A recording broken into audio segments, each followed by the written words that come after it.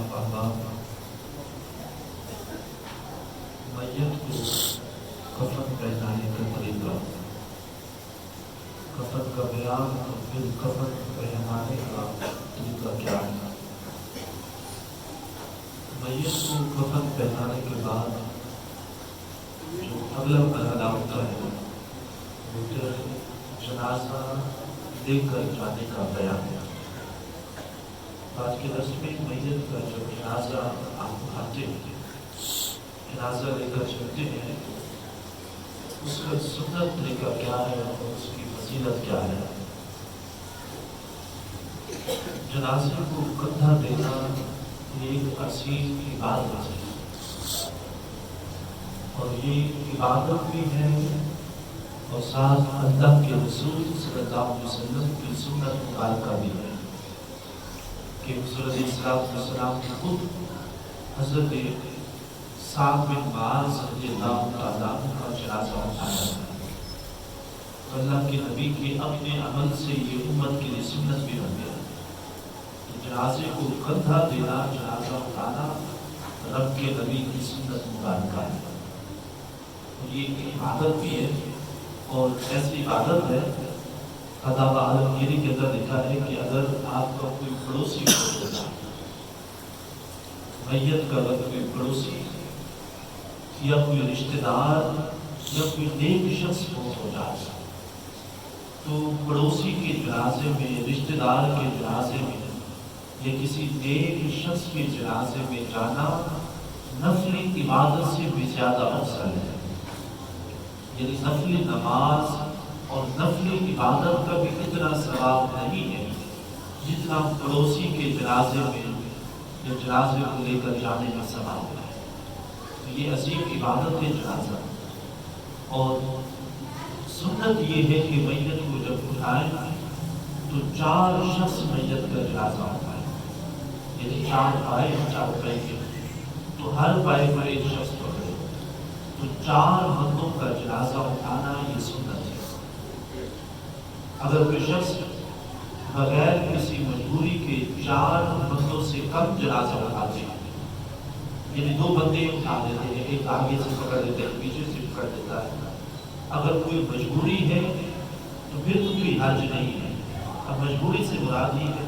कि जहाँ से आप गुजरते हैं वहाँ से रास्ता ही इतना कम है कि 4 बंदों का वहाँ से गुजरना मुश्किल हो जाए, तो जगह तक है, रास्ता तक है, गली तक है, तो इस मजबूरी में तो फिर कोई हर्ज नहीं है। और बगैर किसी मजबूरी के, बगैर किसी शरीर उज़्र के 4 बंदों से कम लोगों का जनाजा उठाना ये खिलाफ सुन्नत और मकरूह है, शरीयत इसे नापसंद करती है। तो 4 बंदे जनाजा उठाएं। और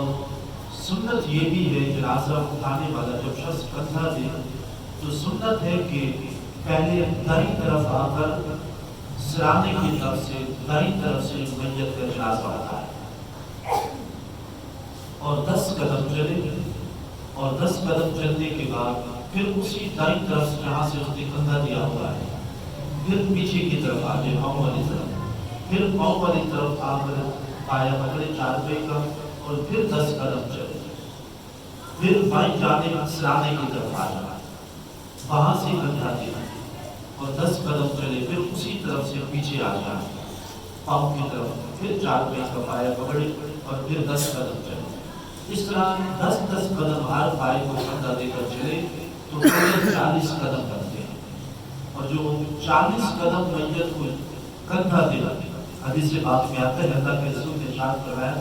जो 40 कदम जनाजा उठाकर चलता है अल्लाह उसके 40 कबीरा गुनाहों को मिटा देता है, 40 गुनाह उसके माफ हो जाते हैं। और एक हदीस से बात में आता है, अल्लाह के रसूल सल्लल्लाहु अलैहि वसल्लम ने इरशाद फरमाया जो शख्स 4 भाइयों को कंधा दे तो अल्लाह रब्बुल आलमीन उस बंदे की बख्शिश का फैसला हतमी फरमा देता है, यानी लाज़मी फैसला फरमा देता है कि इस बंदे की मैंने बख्शिश का ऐलान कर दिया। जो मैयत के जनाजे के 4 भाई को उठाता है, कंधा देता है, तो 4 बंदों का जनाजा उठाना ये सुन्नत है। और ये बात है उस शख्स के लिए जो बालिग है, जवान है, بڑا بچہ ہے یا بچی ہے یا مرد عورت ہے، اگر کوئی شیر خوار بچہ ہو گیا، ابھی بالغ نہیں ہوئے، چھوٹی عمر میں بچے کا انتقال ہو گیا، تو اس بچے کو چارپائی پر بھی اٹھائے تو بھی بہتر ہے۔ اگر کوئی ویسے اپنے ہاتھوں پر اٹھا کے لے جاتا ہے تو اس میں بھی شریعت میں کوئی قباحت اور کوئی کراہت نہیں ہے، ہاتھوں پر بھی چھوٹے بچے کو اٹھا کر جا سکتے ہیں، اور اس میں بھی یہی بہتر ہے کہ یقین بات بھی کرے، اس بچے کو لیتے رہے، چند قدم یہ چلے، اس کے بعد پھر کوئی اور اس بچے کو ہاتھوں پر اٹھا لے، پھر وہ چند قدم چلے، پھر کوئی اور ہاتھوں پہ اٹھا لے، اس طریقے سے چلنا یہ افضل اور بہتر ہے۔ اور جب جنازہ آپ لے کے جاتے ہیں تو افضل یعنی زیادہ ثواب اس میں ہے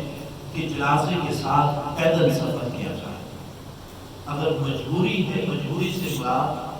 کہ بزرگ ہیں جنازے میں ساتھ جانے والے جن کے لیے چلنا مشکل ہے، تو میں نے بار بار عرض کیا جہاں کوئی عذر پایا جاتا ہے، مجبوری پائی جاتی ہے، تو شریعت کی طرف سے وہاں اجازت دی جاتی ہے، کوئی سختی پھر نہیں ہوتی۔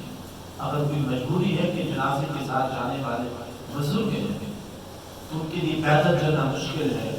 گھٹنوں میں تکلیف ہے یا اور کوئی پریشانی ہے، تو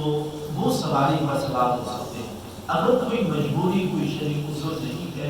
تو پیدل جنازے کے ساتھ سفر کرنا یہ افضل ہے اور یہ زیادہ خیر و برکت کا باعث ہے۔ ایک مجبوری یہ کہ کوئی بزرگ ہے، یا دوسری مجبوری یہ کہ جہاں پر آپ نے جنازہ لے کے جانا ہے تو وہ قبرستان بہت ہی دور ہے، جیسے گاؤں کے اندر آپ چلے جائیں تو دور دور قبرستان بنائے ہوتے ہیں،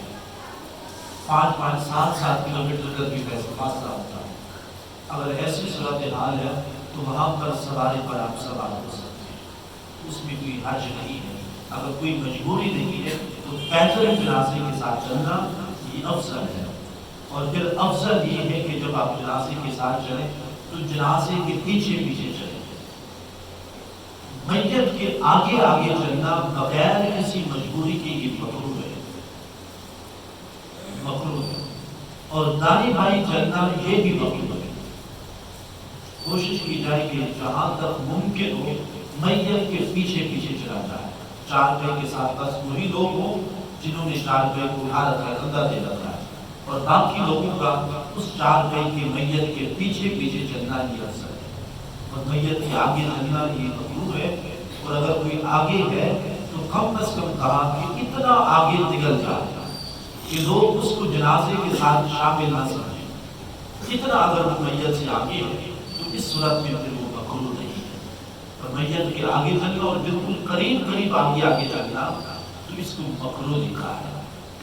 اور اسی طرح جب آپ جنازہ لے کے جاتے ہیں تو جنازہ لے جانے میں میت کو جو سر ہے وہ آگے کی طرف، جس طرف آپ سفر کر رہے ہیں، پاؤں کا کوئی اعتبار نہیں۔ بعض لوگ کہتے ہیں کہ جہاں آگے سر کرے تو اس کے پاؤں قبلہ کی طرف ہو جاتے ہیں، پاؤں قبلہ کی طرف ہو یا جس جاتے بھی ہو جائے، پاؤں کا اعتبار نہیں کیا جاتا، سر ہمیشہ آگے کی طرف رکھیا۔ اور اس میں حکمت بھی بیان کی ہے کہ جب بچہ پیدا ہوتا ہے، ماں کے پیٹ سے دنیا میں آتا ہے، تو بچے کی پیدائش کے وقت سب سے پہلے اس کا سر باہر آتا ہے جب اس دنیا میں آ رہا ہوتا ہے۔ تو کافر اسی ترتیب کے ساتھ جب دنیا میں آیا تھا پہلے اس کا سر آیا، پھر باقی بدن اس کا باہر آیا ماں کے پیٹ سے۔ اسی طرح جب دنیا سے جا رہا ہے قبر کی طرف، قبر کے پیٹ میں جا رہا ہے، تو جب قبر کے پیٹ کی طرف جا رہا ہے تو سر اس کا پھر بھی آگے رکھا ہے تاکہ وہ ایک ترتیب برقرار رہے۔ ماں کے پیٹ سے باہر آیا تو سر باہر آیا، اور قبر کے پیٹ میں جا رہا ہے تو سر پھر آگے کی طرف رکھا جائے اس کا، تو سر اس کا آگے ہو اور جنازے میں پھر لے کے جایا جائے۔ اور جب جنازے کے ساتھ جائیں افضل یہ ہے کہ خاموش رہے، موت کا منظر، قبر کے احوال، محشر کے میدان کے احوال، ان کو ذہن میں سوچ و بچار کرتے ہوئے جائیں، خاموش رہیں۔ اور ہنسی مذاق یہ سخت منع ہے۔ حضرت عبداللہ بن مسعود صحابی رسول ہیں اور جلیل القدر مفسر قرآن، نبی کے صحابہ میں سے 80 صحابی گزرے ہیں، انہوں نے جنازے کے ساتھ ایک شخص کو دیکھا کہ وہ ہنستا جا رہا تھا۔ جب آپ نے دیکھا تو آپ کو اتنا جلال آیا، اتنا غصے ہوئے اور آپ نے فرمایا میں قسم کھاتا تو جنازے کا احترام نہیں کرتا، آج کے بعد میں کبھی تجھ سے کلام ہی نہیں کروں گا، کبھی نہیں بولوں گا، تم اس قابل ہی نہیں کہ میں تجھ سے کلام شروع کروں۔ تو یہ کتنا سختی ہے جنازے کے ساتھ دنیاوی باتیں کرنا اور ہنسی مذاق کرنا۔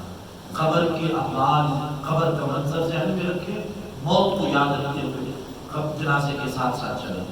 اور بعض علماء نے یہ بھی کہا ہے اگر وہ نہیں ہو سکتا آپ سے تو پھر ذکر اذکار کرتے رہ جائیں، کلمے کا ورد کرتے ہوئے، درود پاک پڑھتے ہوئے، اور جو آپ کو ذکر آتا ہے وہ ذکر کرتے رہے، تاکہ اس کا ثواب ایک تو میت کو بھی پہنچتا رہے گا اور پھر دوسرا آپ دنیا کی باتوں سے بھی محفوظ رہیں گے۔ اس طریقے کے ساتھ میت کے جنازے کے ساتھ آپ چلیں۔ اور پھر یہ ہے کہ جب میت کا جنازہ آپ لے کے جا رہے ہیں، اور بعض دفعہ ایسا ہوتا ہے کہ لوگ پہلے ہی جنازہ گاہ میں جہاں بھی جنازہ ہوتا ہے، قبرستان میں، جنازہ گاہ میں، یہ جس جگہ پر بھی جنازہ ہو لوگ پہلے انتظار کر رہے ہوتے ہیں، جیسے ہی جنازہ آتے تو سارے اٹھ کے کھڑے ہو جاتے ہیں۔ اس کو علماء نے مقروء لکھا ہے، آپ پہلے سے کھڑے ہیں تو کھڑے ہی رہے، اگر آپ بیٹھے ہیں تو جب تک میت کا جنازہ رکھ نہ دیا جائے تب تک نہ کھڑے، تب تک نہ کھڑے۔ اور یہ جنازہ ہے، اور پھر جب جنازہ آپ لے کے قبرستان پہنچ جاتے ہیں تو قبرستان میں بھی جنازہ آپ اس طریقے سے رکھیں کہ اس کی جو دائیں سائڈ ہے، سیدھی سائڈ، وہ قبلہ کی طرف آئے۔ اب یہ کب بھی بنے گی جب آپ میت کو شمال جنوب میں رکھیں، اس کا سر اس طرف ہوگا، پاؤں اس طرف ہوگی، تو اس کی دائیں جانب جو ہے وہ خود بخود ہی قبلہ کی جانب آ جائے۔ اور افضل یہی ہے کہ میت کو جب قبر میں بھی اتارے تو وہ بھی قبلہ کی طرف سے اتارے، یعنی ادھر قبلہ ہو ادھر قبر ہو تو میت کو اس طرف سے قبر میں اتارا جائے، یہ افضل ہے۔ اور اگر کہیں پہ مجبوری ہے کہ قبلہ کی جانب پر کوئی پانی کھڑا ہوا ہے جو کوئی بڑا درخت ہے، وہاں پہ میت کو رکھنا، اس طرف سے اتارنا مشکل ہو رہا ہے، تو پھر شریعت کی اجازت ہے آپ دوسری طرف سے بھی اتار سکتے ہیں۔ اگر کوئی رکاوٹ نہیں ہے قبلہ کی طرف سے میت کو قبر میں اتارنے کی تو پھر افضل یہی ہے کہ میت کو جب قبر میں اتارے تو قبلہ کی جانب سے اتارے۔ تو یہ تھا میرے مختصر سا